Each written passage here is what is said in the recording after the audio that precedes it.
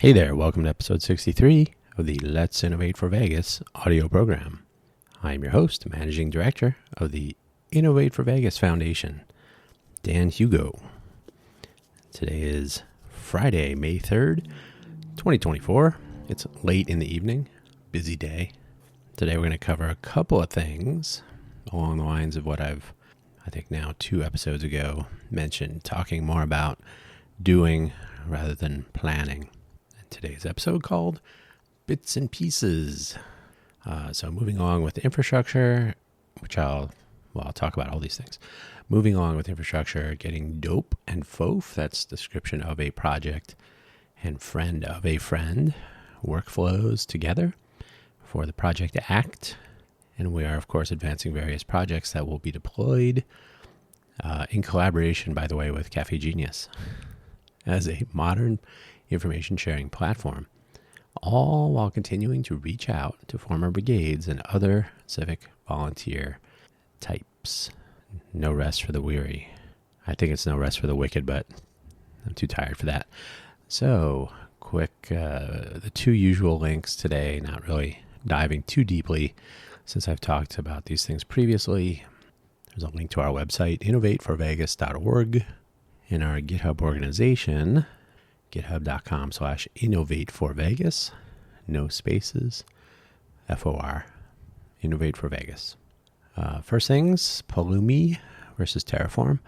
I talked about this, I believe, in the last episode, 62, what with IBM buying HashiCorp.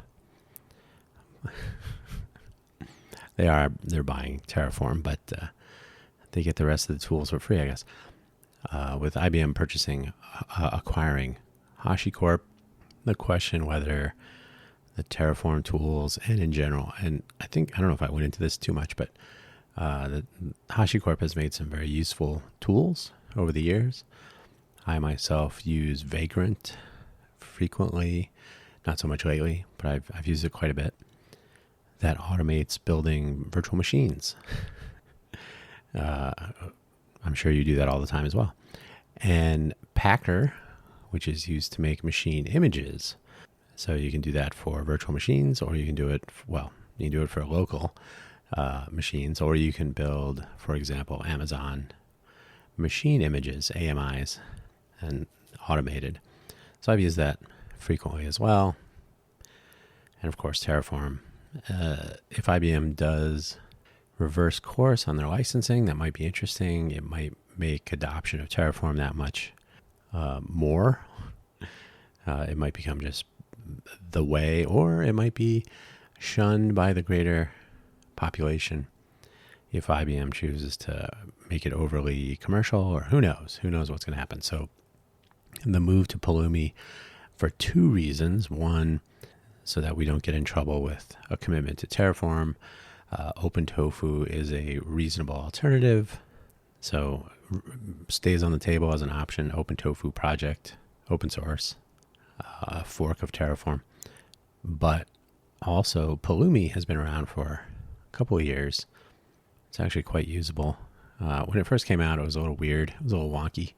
And Terraform was also a lot wonky. So switching seemed to be like out of the frying pan into the fire sort of thing. But all these tools have come a tremendously long way over the years. So looking at Pulumi and seeing how it works and how much capability is now available, pretty straightforward. So we'll publish our Pulumi configuration after we've finished getting it up and running. All the Amazon, the new accounts and everything are ready to go, playing around with the configuration. So our website will not be simple one-page action as has been the case. With a lack of civic volunteer participation in the greater Vegas area, our website has been sort of at the lower half of the list of things to do. But as a platform, our website will be a bit of a sandbox for some things that we're working on. So now is as good a time as any is to ramp it up a little bit. And we can take advantage of the Pulumi transition, and we can deploy, first of all, this very podcast, this audio program, should absolutely be found first and foremost on our own website. So we need to have a media section or something like that, and so on and so on. So Pulumi, and obviously it would be useful if we can switch back and forth or be generally flexible. If at some point in the near term or the distant term, we find some local innovators interested in working on projects, then they may be interested in tackling infrastructure. We do have several they're real projects, but the 4.Vegas platform is something that could be taken over and run as a completely, let the cohort drive. So our main website is kind of, as I've described it, it's more of a business website. It's if the IRS or any local governments or agencies want to see what we're up to, the idea is to have the governance and the state of the organization, our tax filing information, all that stuff available, kind of informative yet not too exciting. The 4.Vegas notion ideally will have cohort volunteers letting loose, as we say. So the initial code 4.Vegas and create 4.Vegas domains were allowed to lapse, and we've switched over to 4.Vegas, FOR.Vegas, and ideally we'll have create.4.Vegas, code.4.Vegas, etc. And those will be run and owned and managed by cohort volunteers to showcase creating things, coding things, and so on. There's more to that, but that's what future episodes are for. In the meantime, a little Project ACT action.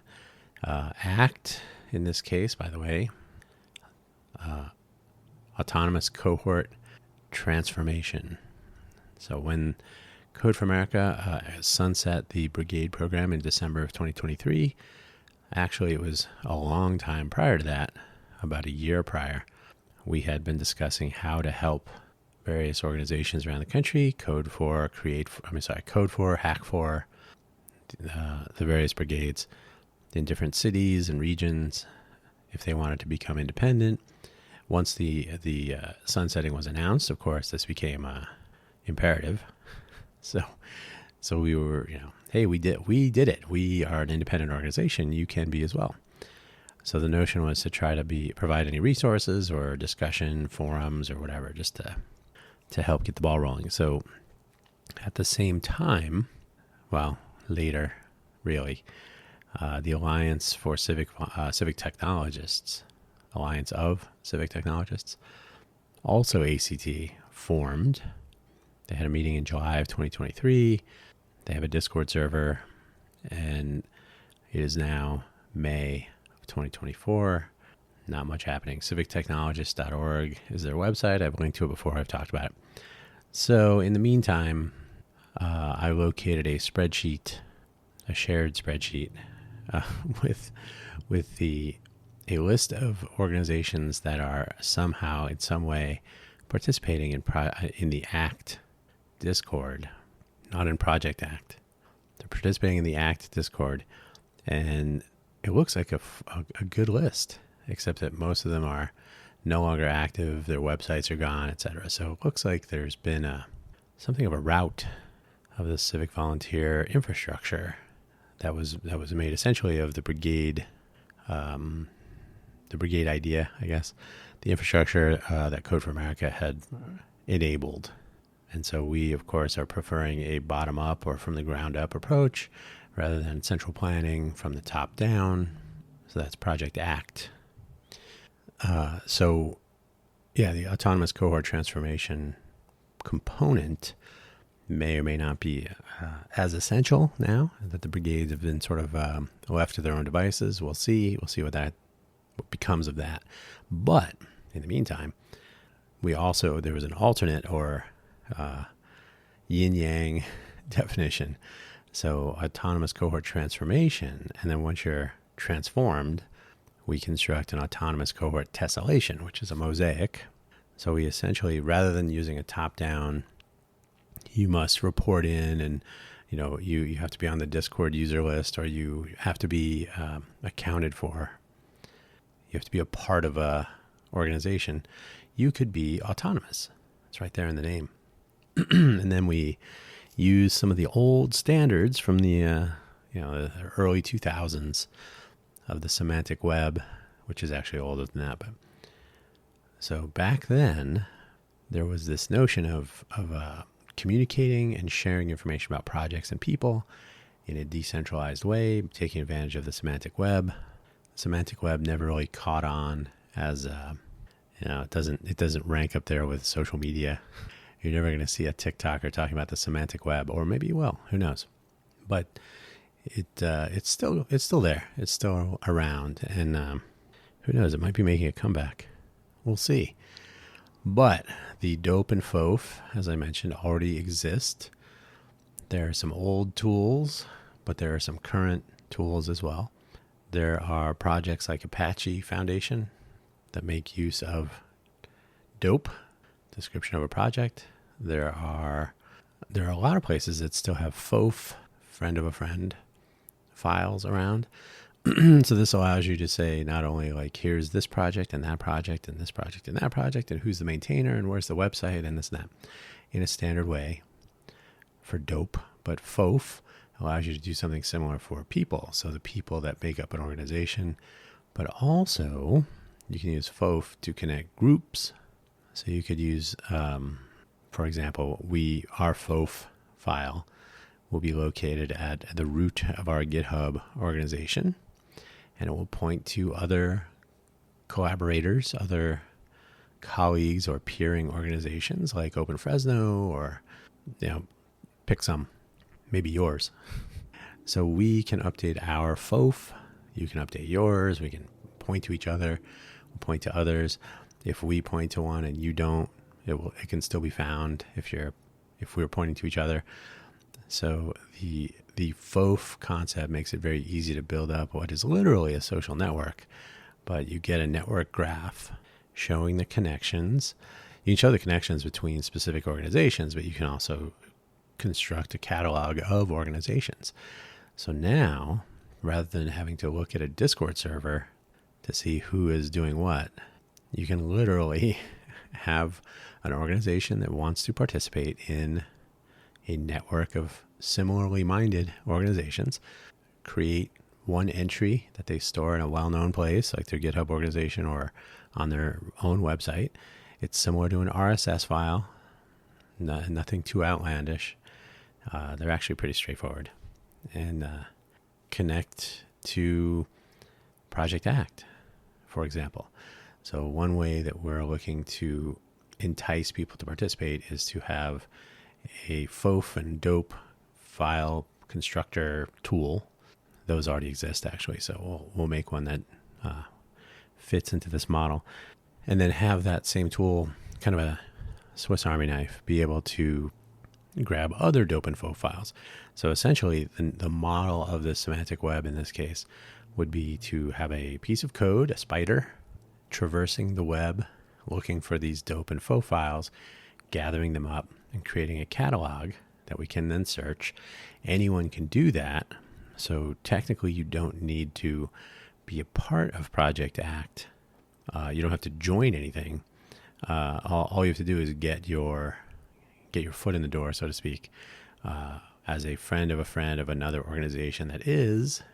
And from there, you get drawn into the catalog. So we can find your DOAP files. We'll figure out what projects you're working on. Ultimately, the idea is to connect different civic volunteer organizations so that they can collaborate across borders, if you like, but inter-region similar projects, or, hey, we need some expertise on this one open issue. So rather than asking people to join organizations or you may require that will depend on you, decentralized, not one continuous binding set of rules. But in the open source development world, the notion of a pull request, for example, which are not universally popular, they're not amazing, but they do facilitate a suggestion or a submission for a fix, a pull request, that could be helpful if you're able to advertise the need make that findable. And then if someone in the network says, oh, I could spend 20 minutes on that, and they help get to the next state, closed, perhaps. So the two parallel notions are organization discovery and project discovery. For the sake of organization discovery, it makes sense to allow organizations to join easily, to be found easily, and to find others easily. So this simple file and some spidering and the creation of catalogs will make that relatively easy.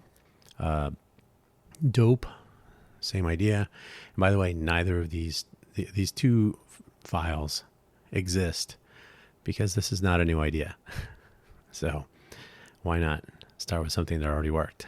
So DOAP will do the same thing for projects. You can discover, assuming organizations participate, you should be able to find other civic volunteer-driven open source projects that might be similar to yours. But if you have to look for, wander around the internet looking for similar projects, your work is cut out for you. So those things will enable a substantial amount of collaboration across borders, across regions. And with the dwindling number of civic volunteers participating in projects now, from my take on the weather report, this will probably be useful. It will be useful as well if we can kind of reboot in a post-Code for America era with a decentralized participation model, so that individual groups and organizations can actually move, do things they want to do, and so on, but collaborate as needed.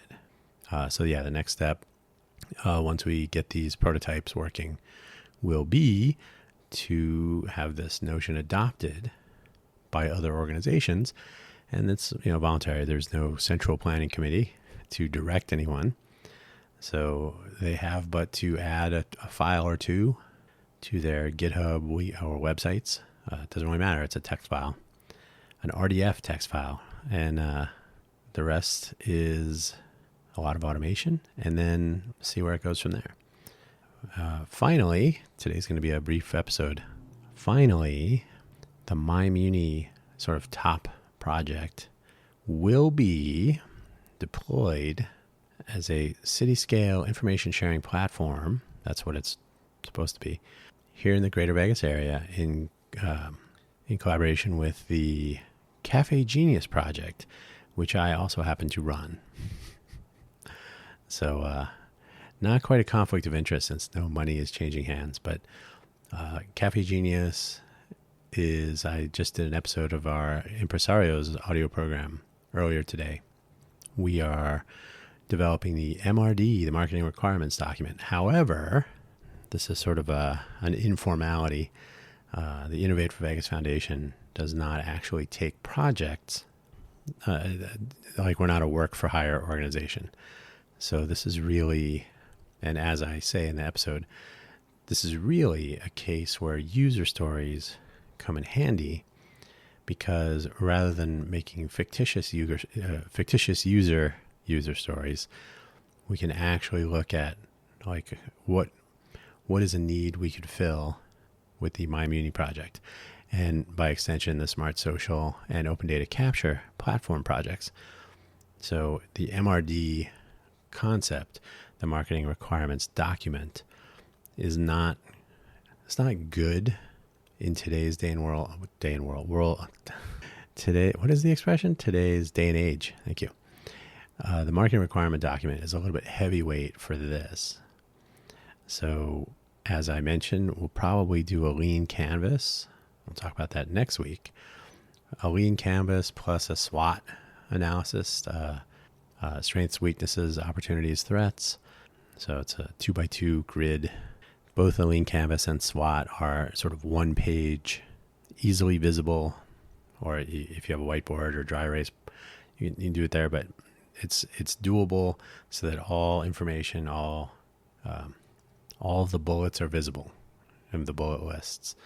So you don't have a 300-page document that you're holding up your side of a desk with. it's a lot lighter weight, and it probably fits into this model better. So rather than receiving a marketing requirements document as a directive and us attempting to write an engineering requirement specification, which I talk about in the episode, that's kind of a corporate model, kind of a big company. It's something that we did at Apple when I worked there many, many, many years ago. Hopefully times have changed there as well. But times have changed. Hopefully they've changed there as well. And if we can take the approach of creating user stories for an actual, what you could call client or customer in the agile nomenclature, you are building projects for someone. So if we can actually have a materialized or realized endpoint, like, oh, we want to deploy it as this. So this is not really a project directive. It's not a collaboration in that sense. It's more of a collaboration as we would do with some other open source civic volunteer organizations. And Cafe Genius is that also. So the thing, though, is that the Cafe Genius route, we are going to deploy the MyMuni project and the other parts. All the parts of the projects we're working on should fit together by architecture, by design. By implementation, we'll see. That's the goal, though. So if everything goes to plan, we should be able to deploy the city scale information sharing platform. I don't like to use like a news site because it's not really that.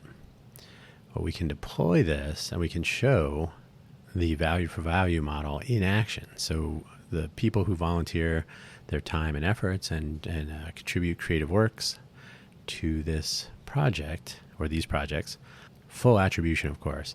But then as the project is deployed for the public to use, we can, through however, there are a variety of means, advertising, donation, sponsorship, other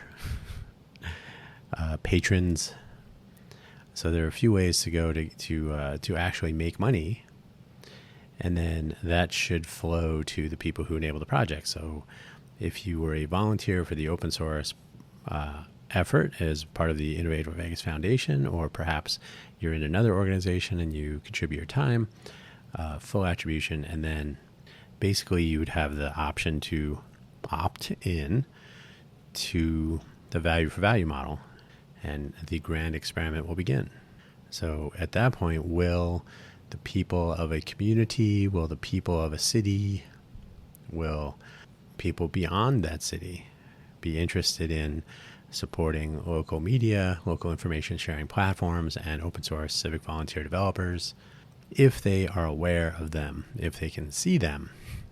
I think one of the issues with the brigade program was that it was a little tucked away. Some higher profile projects get attention, but that was a little confusing for who did what, or what is a brigade, and so on. So here we're going to try to make the civic volunteers and brigades, former brigades, the cohorts, autonomous cohorts, front and center, powered by civic volunteers, organizations, and make sure that individuals who contribute to projects that are now up and running and visible to a lot of people, they get credit for their work, and then ideally get hired, get compensation of some sort, recognition, celebration, etc. So this is something I've been talking about for almost 2 years as a way to entice civic volunteers to work on projects. As I like to say, I actually mean this because it goes for me too. I'm a complete 100% uncompensated volunteer in the Innovate for Vegas Foundation on that side of things. I don't want you to work for free. I don't want me to work for free, but I do want you to be willing to work for free. Your interest and your belief, if you will, in the future outcomes will be based on your desire and willingness to see a project through, and hopefully, if you believe in the long tail, get something for your time and troubles after the fact. You have to sort of believe in yourself and the team you're working with and the general notion that what you're building will have perceivable value in the world. And that's what we hope to demonstrate with this deployment. So on that note, we do still have our weekly office hour meetings, totally online at present, as I'm speaking right now, Thursdays, 6 p.m. But rather than listening to a time-stamped audio program from the past, you can visit our website, innovateforvegas.org, find out when those are. We use a calendar for a weekly event. I know it sounds like a crazy idea. And our upgraded website will still feature that information. We're going to make much more use of calendars and so on. So one of the reasons we want to drive our business website as a sandbox is we can actually try out some ideas there, put them into practice, put them into use, or as the saying goes, eating our own dog food. I was asked by several people early on, why don't you just use WordPress? And my response is always like, would you ask a chef, why don't you just open a can? Why don't you just use a TV dinner? Why do you want to make something yourself? So that was a bit of a hump to get over, but there are civic volunteers. There are people who like to work on projects to elevate their communities. And ideally, this business model that we are pursuing to work with outside projects, to collaborate or to power them as probably works better. Powered by Innovate for Vegas Foundation volunteers, powered by civic volunteers, and then the deployment of projects by commercial entities should enable sort of a hands-off finance possibility, revenue generation, advertising, some clarity. And again, I was approached several times about maybe Innovate for Vegas could do our hackathon. We're not in the business of doing hackathons for other organizations. There are commercial entities that do that right here in Vegas. And our open source projects are not directed by commercial interests. If anything, they would be collaborative works with city organizations, non-government organizations, for example, shelters in the greater Vegas area, or maybe our school district. So we're not in the business of developing projects for commercial entities, but in a collaboration effort to develop and deploy our projects powered by civic volunteers. That's not quite as commercial, I guess you could say. It's an experiment, but yeah, we're not in the business of develop. We're not a service bureau, so this is a collaboration with, in this case, me and Cafe Genius. It's something that's essential for the greater Vegas area. It's something that will enable and encourage our entrepreneurial innovation ecosystem, so it falls in line not only with what Cafe Genius is trying to accomplish, but with what Innovate for Vegas Foundation is trying to accomplish. So it's much more of a collaborative effort than a commission or a contracted project. So probably sounds like a gray area, but this is an experiment, and since I'm on both sides of the fence, I will see how it goes. So on that note, this week's episode is a little brief, just a quick update on some things. We'll probably have more to talk about in the next coming weeks, as especially if we can get Project Act out there with at least, I'll say, 2 other early adopters. We can start experimenting with building our network graph of collaboration and volunteerism, so we can start collaborating across borders. And then if we can show some MyMuni progress by next week, I'm sure I will be much more upbeat when I'm describing progress there. So that'll be it for this week. Happy May. May the 4th be with you, as the saying goes. I was at Star Wars in 1977. I saw it when it came out. Definitely an influence in those early days. And that is where I will leave it. So thank you so much for listening. Do tell your friends. Visit our innovateforvegas.org website for once it launches our new version. It will feature all of our audio programming and more. We will be moving from the GitHub podcast platform. Thanks, GitHub. Thanks, Google, for shutting down your podcast platform and moving everybody over on their own, of their own volition, to YouTube. So our YouTube channel will feature these audio programs and some other stuff. And we appear also in some other usual places. But we really should be publishing our own content as our primary point of publication. So you will always be able to find our full episodes and full episode descriptions right where we live on our website. So yeah, thanks for listening. Do tell a friend all about our organization. We're trying to accomplish good. And if you yourself want to be a civic volunteer, you know where to find us. Thank you for listening. Take care. More next week.